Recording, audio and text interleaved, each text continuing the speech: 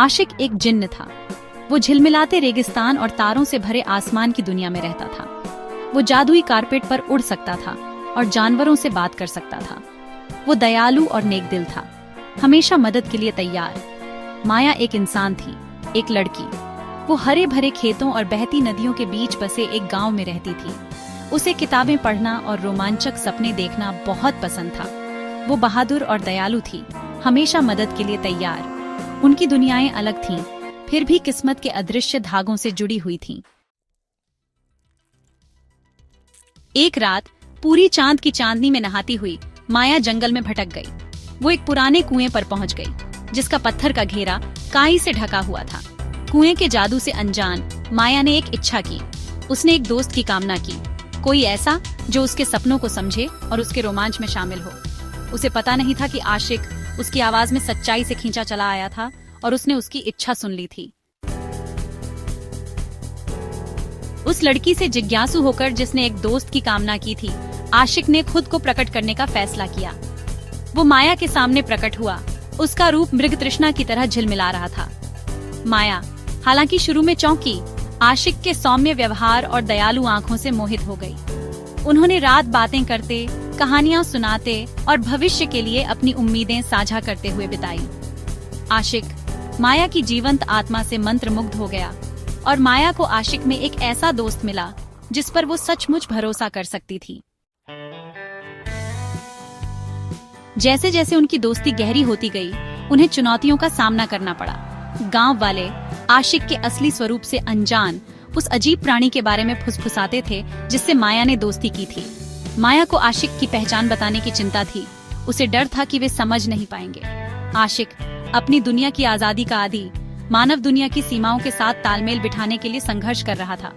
वो माया के साथ अपना जादू साझा करना चाहता था, लेकिन परिणामों से डरता था। चुनौतियों के बावजूद उनका बंधन मजबूत होता गया। माया ने अपनी दोस्ती में अटूट विश्वास के साथ ग्रामीणों के डर को शांत किया, उन्हें आशिक के अच्छे इरादों का आश्वासन दिया। माया के साहस से प्रेरित होकर आशिक ने अधिक समझ के साथ मानव दुनिया को नेविगेट करना सीखा। उन्होंने एक दूसरे को बढ़ने में मदद की। आशिक के मार्गदर्शन से माया और भी आत्मविश्वासी और साहसी बन गई, और आशिक ने माया की नजरों से मानव दुनिया की साधारण खुशियों की खोज की।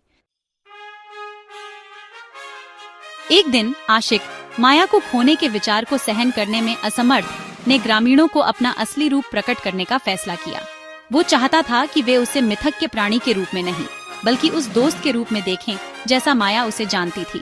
शुरू में डरे हुए ग्रामीण आशिक की ईमानदारी और माया के लिए उसके प्यार से प्रभावित हुए। उन्होंने उसे स्वीकार कर लिया, ये महसूस करते हुए कि प्यार और दोस्ती किसी भी मतभेद से परे है। ग्रामीणों की स्वीकृति के साथ आशिक और माया की दोस्ती प्यार में खिल उठी। उनका प्यार समझ और स्वीकृति की शक्ति का प्रमाण था। यह एक ऐसा प्यार था जिसने सीमाओं को ललकारा, एक ऐसा प्यार जिसने उनके मतभेदों का जश्न मनाया। उन्होंने सभी को सिखाया कि प्यार सबसे अप्रत्याशित जोड़ियों के बीच मौजूद हो सकता है, कि यह दिलों का जुड़ाव है जो वास्तव में मायने रखता है। उनकी प्रेम कहानी एक किंवदंती बन गई, एक कहानी जो हवा से फुसफुसाई गई और सितारों में अंकित हो गई। इसने सभी को याद दिलाया कि दुनिया जादू और आश्चर्य के धागों से बुनी गई एक टेपेस्ट्री है, जिसकी खोज की जानी बाकी है। आशिक और माया ने अपनी यात्रा एक साथ जारी रखी। उनका प्यार आशा की किरण है, जो दुनिया को अपनी गर्मजोशी और रोशनी से रोशन करता है। आशिक जिन्न और माया मानव लड़की की कहानी एक कालातीत अनुस्मारक है कि प्यार की कोई सीमा नहीं होती।